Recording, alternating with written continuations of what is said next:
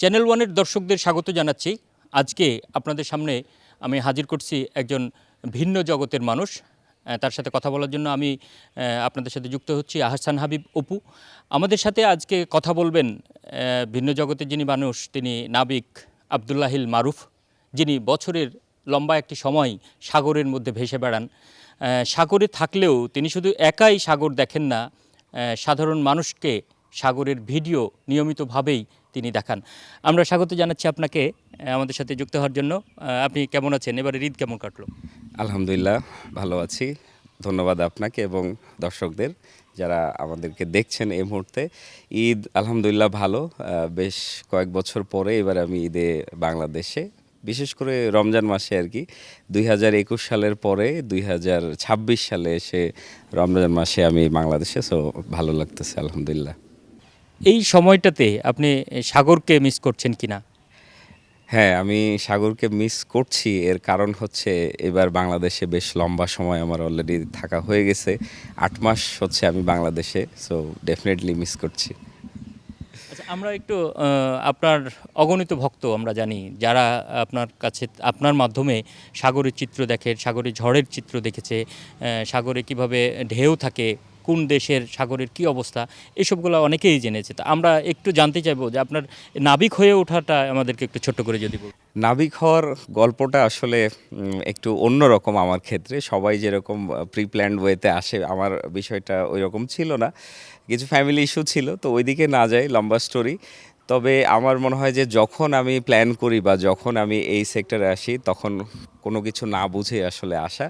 But আলহামদুলিল্লাহ এখন আমার যে জার্নি ওভারঅল এখন পর্যন্ত আই এম স্যাটিসফাইড, ভালো লাগে আর কি। আর বাকি বিস্তারিত হয়তো অন্য কোনো ভিডিওতে অন্য সময় বলবো, কারণ সেটা একটু ডিটেইল হবে। আপনি সাগর সম্পর্কে আমাদের একটু বলবেন, আপনার ভয়ের জায়গা বা ওই সেইখানে ভালো লাগার জায়গায়। সাগর সম্পর্কে বলতে আমার প্রথমে যে জিনিসটা সব থেকে ভালো লাগে, সাগরে গেলে আপনার যেটা হবে, আপনি নিজের সাথে অনেক বেশি সময় কাটাতে পারবেন। আহ, যেটাকে বলে মানে অনেকেই কি যে অনেকেই পছন্দ করে একটু আড়ালে থাকতে বা একটু একা থাকতে। এসব মানুষদের জন্য সাগর খুব ভালো একটা জায়গা। তো আমার একটা ছোটবেলা থেকে একটা বিষয় হচ্ছে যে আমি একটু ইন্ট্রোভার্ট ছিলাম। একটু আড়ালে থাকতে পছন্দ করতাম। ক্লাসরুমে যখন বসতাম তখন চেষ্টা করতাম যে আমাকে যেন টিচার না দেখতে পায়, আমি একটু আড়ালেই সবসময় থাকতাম। তো ওই সেন্সে এখন সাগর আমার কাছে বেশ ভালোই লাগে। আর এমনিতেই আমি যেহেতু এই একটা লাইফে অভ্যস্ত হয়ে গেছি, আর আমরা যখন আমাদের প্রফেশন কি হবে আমরা যখন সেটা ডিসাইড করি, তখন আসলে আমরা এত বুঝি না বা আমাদের এই বোধটা থাকে না যে ইন ফিউচার এখানে আমার পজিটিভ কি থাকবে, আমার নেগেটিভ কি ইস্যু থাকবে। তো কোনো কিছু না জেনে আমরা যখন একটা প্রফেশনে আসি, আসার পরে তখন আস্তে আস্তে ফেস করি, তখন আমরা আস্তে আস্তে নিজেকে সেখানে অ্যাডজাস্ট করে নেওয়ার চেষ্টা করি। এই তো এখনও চেষ্টার মধ্যেই আছি। মাঝে মাঝে খারাপ লাগে, মাঝে মাঝে ভালো লাগে, বাট ওভারঅল পিকচার যদি আমি দেখি আমার কাছে ভালো লাগে। এই সময়ে আপনি নাবিক হিসাবে বিভিন্ন দেশ ঘুরেছেন, বিভিন্ন জায়গা ঘুরেছেন, বিভিন্ন সাগর ঘুরেছেন। সেই জায়গাগুলোতে আপনার অনুভূতির জায়গাগুলো আমরা একটু শুনতে চাই। হ্যাঁ, আমাদের নাবিকদের এই বিষয়টা খুব ইন্টারেস্টিং যে আমরা মাঝে মধ্যে এমন এমন দেশে যাই যে আপনি কখনোই টাকা পয়সা খরচ করে সেখানে ট্রাভেল করতে যাবেন না সচরাচর। যেমন আমি দু একটা যদি বলি, আমি নাইজেরিয়াতে গিয়েছিলাম, তারপরে ঘানাতে গিয়েছিলাম। তো এই সমস্ত কান্ট্রিতে দেখা যাচ্ছে যে আমরা কখনোই আলাদাভাবে হয়তো যাব না বা যাওয়া হবে না। তো সেই ক্ষেত্রে আমরা নতুন নতুন জায়গা দেখি, নতুন নতুন বন্দরে যাই, নতুন নতুন সাগরে যাই। আমাদের সিফেয়ারারদের এইটাই সব থেকে এক্সাইটিং ব্যাপার যে আমরা মোটামুটি বিনা পয়সায় অনেক জায়গা ঘুরে আসতে পারি। আর আরও ভালো দিক হচ্ছে মানে আমরা ঘুরতেছি এবং আমাদেরকে পে করা হচ্ছে উল্টা। তো সেই দিক থেকে ভালো আলহামদুলিল্লাহ। আমি এই পর্যন্ত সম্ভবত 35 থেকে 40টা দেশে পা রাখছি আর কি। মানে আমরা যে ঘুরে আসছি সেটা ওইভাবে বলা যাবে না। যেমন বাংলাদেশে যদি জাহাজ আসে সেক্ষেত্রে ভিন্ন দেশের নাবিকরা তারা হয়তো চট্টগ্রাম শহরটা ঘুরে দেখতে পারে। সো এইভাবেই আমাদের বিভিন্ন দেশে ঘোরা হয় আর কি। অনেকেই আছেন যিনি পানি দেখেই ভয় পায়। আবার আপনারা যেটা হচ্ছে বিশাল জলরাশির মধ্যে দিনের পর দিন চলছেন। এইরকম জায়গাগুলো কীরকম সময় ধরে আপনি কখনো স্থলভূমি দেখেন নাই, এরকম অবস্থা হয়েছে? পানি দেখে সত্যি কথা বলতে আমি নিজেও ভয় পাই। যখন আমি চিন্তা করি আমি এরকম সিচুয়েশনে আছি বা আমি সমুদ্রে হয়তো ভাসতেছি বা এইরকম কিছু চিন্তা করলে আমারও ভয় লাগে। বাট আমরা যেহেতু একটা সেফ জায়গায় থাকি, জাহাজ যথেষ্ট সেফ একটা জায়গা, তো সেই ক্ষেত্রে এইরকম চিন্তাভাবনা আমাদের মাথায় খুব একটা আসে না। তবে ঝড়ঝাপটা হলে তখন একটু মনে হয় আর কি। বাট এই লাইফে যেহেতু আমরা এখন অভ্যস্ত, তো সেভাবে ভয়টা আর আসে না। আর ল্যান্ড দেখি না বলতে আমার লাইফে আমি সর্বোচ্চ একটানা সেল করছি হচ্ছে 55 দিন। 55 দিন একদম একটা বেশ লং জার্নি ছিল ভেনেজুয়েলা থেকে চায়না। আর এমনিতে আমি যেহেতু বড় জাহাজে চাকরি করি, আপনি হয়তো দেখে থাকবেন আমার ভিডিওতে, তো এই জাহাজগুলো সচরাচর খুব একটা বন্দরের ভেতরে যায় না, যাওয়ার স্কোপ থাকে না, কারণ সাইজের কারণে অবভিয়াসলি। তো মোস্ট অফ দ্য কেসেস আমরা দেখা যাচ্ছে যে আউটারে থাকি, বন্দর থেকে কিছুটা বাইরে থাকি। তো সেই সেন্সে এমন মানে আমার প্রায় সময় এমন হয় যে আমি 7-8 মাস জাহাজে আছি, একবারও ল্যান্ড টাচ করি নাই। যেমন গত জাহাজে আমি 8 মাস ছিলাম, 8 মাসে একবারও আমি ল্যান্ডে উঠতে পারি নাই। সো এই দিক থেকে চিন্তা করলে বেশ লম্বা একটা সময় সমুদ্রেই পার হয়ে যায়। আপনার যে অভিজ্ঞতা এই সময়ে আপনি যে তেলবাহী জাহাজে থাকেন, তো অনেক প্রতিকূল অবস্থার মধ্যে পড়েছেন বা কখনো যুদ্ধের মধ্যে পড়েছেন কিনা, বা ঝড়ঝাপটা এইসব কি আপনাকে মোকাবেলা করতে হয়েছে বা দেখতে হয়েছে কিনা? হ্যাঁ, ঝড়ঝাপটার বিষয়টা অনেকটা নর্মাল আমাদের ক্ষেত্রে। ছোটোখাটো ঝড় তো টুকটাক আসে। আর বড় কোনো ঝড় হলে আমাদের যেহেতু ওয়ার্নিং থাকে আগে থেকে, আমরা আমাদের রুট অনেক সময় ডিভাইড করি, অন্যদিকে যাই, বা অনেক সময় স্পিড রিডিউস করা হয়। তো সেইভাবে সাইক্লোন বা এই ধরনের বড় কিছু থাকলে অ্যাভয়েড করা হয় ওয়েদার রিপোর্ট অনুযায়ী। আর যুদ্ধের মধ্যে বলতে আমি গত জাহাজে থাকতে রাশিয়া গেছিলাম। তো রাশিয়া ইউক্রেনের তো যুদ্ধ চলতেছে। আমরা ইউক্রেন থেকে কিছুটা দূরেই ছিলাম ইন্টারন্যাশনাল ওয়াটারে। তো এটা সেফ যথেষ্ট, কিন্তু তারপর আমরা ওয়ার জোনের মধ্যেই ছিলাম। ওখানে একটা বাউন্ডারি ছিল যে এই বাউন্ডারির ওপর থেকে ওয়ার জোন শুরু। তো ওয়ারজোনে ছিলাম, সেখান থেকে আমরা তেল নিয়ে আসছি। আর এখন হরমুজের বিষয়টা তো নিশ্চয়ই আপনারা জানেন, সবাই দেখছেন। হরমুজে আমি তো এর আগে অনেকবার আমার যাওয়া হয়েছে, তবে এখন আমি যেতে চাচ্ছি না। এখন না যাওয়াটাই বেটার। এখন খুবই আনসেফ, কারণ হরমুজে গেলে আসলে কে কখন কিভাবে আক্রমণ করতেছে এটা বলা একটু মুশকিল। বাট আমার আগের এক্সপিরিয়েন্স অনুযায়ী আমরা যখন হরমুজে যাই তখন সাধারণত যেটা হয় যে ইরানিয়ান নৌবাহিনী আমাদেরকে কল করে, এবং কল করে সমস্ত আইডেন্টিটি নেয়। আইডেন্টিটি নেয়ার পরে তারপরে আমরা বুঝি যে আমরা তাদের মনিটরিংয়ের মধ্যে আছি। তো হরমুজে বেসিক্যালি ইরানিয়ানদের আধিপত্যটা সবসময় বেশি, আগে থেকেই আমরা এটা দেখে আসছি। তবে এখন যেটা সমস্যা সেটা হচ্ছে যে হ্যাঁ, ইরানিয়ানরা হয়তো আপনাকে মোটামুটি মানে সেফটি দেয়ার ব্যাপারটা হয়তো তারা চেষ্টা করবে সর্বোচ্চ, কিন্তু দেখা যাবে যে অন্য দেশ থেকে আক্রমণ হতে পারে বা আমেরিকার এন্ড থেকে আক্রমণ হতে পারে। সো এটা আনসেফ। আর নর্মালি এখন চাইনিজ জাহাজে হয়তো চাইনিজ জাহাজ হরমুজে গেলে আক্রমণ হবে না, কারণ তারা সর্বোচ্চ চেষ্টা করবে ইরান যে চাইনিজ জাহাজে যেন আক্রমণ না হয়, কারণ চায়না সব থেকে বেশি তেল ইম্পোর্ট করে কিন্তু ইরান থেকে। সো ওই ব্যাপারটা নিশ্চয়ই তাদের মাথায় আছে। বাট আমাকে রিসেন্টলি বলা হয়েছিল যে আমি তো জাহাজে জয়েন করব খুব অল্প সময়ের মধ্যে, যে আমি হরমুজে গেলে সমস্যা আছে কি না। তো আমি বলছি সমস্যা আছে, এখন হরমুজে না যাওয়াটাই বেটার। আর এখন যে সমস্ত জাহাজগুলো ওখানে আটকে আছে তাদের মানে আক্রমণ, যুদ্ধ তো একটা ভয় আছে, আতঙ্ক আছে। এছাড়াও আরও যেটা সমস্যা হবে সেটা হচ্ছে যে ফ্রেশ ওয়াটার নিয়ে। ফ্রেশ ওয়াটার আপনার খাবার দাবার নিয়েও সমস্যা হবে। তো যত দ্রুত সম্ভব তাদেরকে সেখান থেকে বের করে নিয়ে আসতে পারলে মানে সবার জন্য ভালো আর কি। এই হচ্ছে অবস্থা। আপনারা তো লম্বা সময় বাইরে থাকেন, যেহেতু আপনাদের প্রতিদিনকার দিন রাত্রি কিভাবে যাচ্ছে, সেই সাথে আপনাদের খাবারের যে মজুদ থাকার বিষয়টা, সেগুলো পর্যাপ্ত থাকে কিনা, বা আপনি যেটি বলছিলেন যে কখনো কখনো পানি সংকট হতে পারে। হ্যাঁ, খাবার মূলত এক্সট্রা থাকে। এটা ডিপেন্ডস অন ভয়েজ, যে আমি কোন দেশ থেকে কোন দেশে যাচ্ছি, কতদিন লাগবে আমার।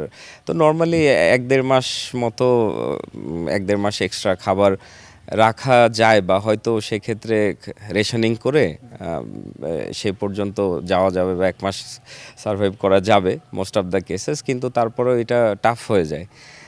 কারণ এই যে এখনকার যেমন সিচুয়েশন একেবারে আনসার্টেন, কবে জাহাজ বের হয়ে আসতে পারবে কেউ জানে না। তো এই সমস্ত সিচুয়েশনে যথেষ্ট টাফ। যেমন আমার নিজেরও এক্সপিরিয়েন্স আছে এরকম, আমাদের ফ্রেশ ওয়াটার তো মূলত জাহাজে সমুদ্রের পানিটা রিফাইন করে ফ্রেশ ওয়াটার স্টোর করা হয়। তো জাহাজ যখন স্টপ থাকে তখন এই প্রসেসটা সম্ভব হয় না করা। তো জাহাজ রানিং থাকলে তখন সেখানে ফ্রেশ ওয়াটার প্রডিউস করা হয়। তো এখন যেহেতু বন্ধ আছে সেহেতু এখন ফ্রেশ ওয়াটার একেবারে বন্ধ। তো ট্যাঙ্কে যতটুকু আছে এতটুকুই হয়তো তারা অল্প অল্প করে ইউজ করবে। আর আমার এমন একটা এক্সপিরিয়েন্স ছিল হচ্ছে মাদাগাস্কারের দিকে আমরা আসছিলাম, এশিয়ার দিকে। তো ফ্রেশ ওয়াটার জেনারেটরটা নষ্ট হয়ে যায় সাডেনলি। তারপর আমার এখনও মনে আছে আমাদের প্রায় 7 দিন জাহাজে পানি সেভাবে নাই। তখন বৃষ্টি হচ্ছিল, আমরা বৃষ্টির পানি যে যেভাবে যতভাবে পারি বৃষ্টির পানি কালেক্ট করে তারপরে ব্যবহার করতাম এরকম। তো পানি না থাকলে জাহাজের অবস্থা খুবই মানে খারাপ হয়ে যায়। আমাদের জন্য সার্ভাইভ করা খুব ডিফিকাল্ট। খাবার একটু কম থাকুক সমস্যা নাই, অল্প অল্প খেয়ে আমরা হয়তো দিন পার করে দিতে পারবো, বাট পানি খুব এসেনশিয়াল। আপনার দিনরাত্রি কিভাবে পার করেন আপনি? দিন রাত্রি আসলে এই যে কাজের মধ্যে পার হয়ে যায় আমাদের, রেগুলার সেম রুটিন, নির্দিষ্ট সময়ে ডিউটি। আর তারপরে ডিউটির বাইরে যে যেভাবে আমরা টাইম পাস করতে পারি, কেউ মুভি দেখে, কেউ ইনডোর গেমস খেলে, বা আমি এই যে ভিডিও করি, এটা নিয়ে আমার একটা ভালো সময় পার হয়। তো এটা ম্যান টু ম্যান ভ্যারি করে আর কি, যার যেটা শখ। আর কি, যেটা আমরা যদি আপনার অভিজ্ঞতায় খারাপ সময় কিংবা ভালো সময় দুইটাকেই আমরা একটু, কোনো স্মৃতি আছে কিনা সেরকম বলার মতো? খারাপ সময় বলতে এই যে আমরা ফ্যামিলির কাছে থাকতে পারি না, বা ফ্যামিলির এমার্জেন্সিতে আমরা থাকতে পারি না, এটা তো খুবই খারাপ। আপনি জানেন কি না, আমার বাবা যখন মারা যায় তখন আমি জাহাজে, আমার বাবা মারা যাওয়ার অলমোস্ট 1.5 মাস পরে আমি বাংলাদেশে আসছিলাম। তো এর থেকে খারাপ আর তো আর কিছু হয় না। আর আমার মনে আছে আমি ইন্ডিয়ান ওশানে ছিলাম তখন, সমুদ্রের মাঝখানে। তারপরে আহ, আমি চায়নাতে আসতে হয়েছে আমাকে, চায়না থেকে তারপরে আমি তখন বাংলাদেশে ফিরি। এটাই।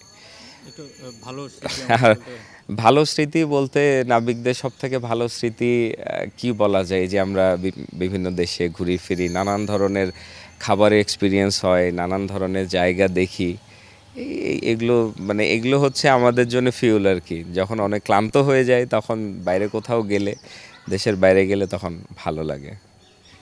আপনার এই যে নাবিক হিসাবে পরিচিতি, আরেকটা জিনিস যে আপনাকে পরিচিতির জায়গাতে, নাবিক তো অনেকেই আছে, কিন্তু আপনাকে নাবিক হিসাবে চিনেন মানুষজন আসলে আপনার কন্টেন্ট দেখে, আপনার ভিডিও দেখে।